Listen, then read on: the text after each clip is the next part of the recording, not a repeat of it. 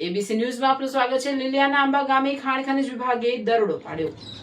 બિનઅધિકૃત ખનન પરિવહન સામે ખાણ ખનીજ વિભાગની કાર્યવાહી। દરોડા દરમિયાન 2 ડમ્પર ઝડપી પાડ્યા। બંને ડમ્પર સહિત કુલ 16 લાખનો મુદ્દામાલ જપ્ત કરાયો। ખાણ ખનીજ વિભાગની કાર્યવાહીથી ખનીજ માફિયાઓમાં ફફડાટ। સમગ્ર મામલે નિયમ મુજબની કાયદેસરની કાર્યવાહી હાથ ધરાઈ। રિપોર્ટર સરફરાઝ ખોખર, અમરેલી।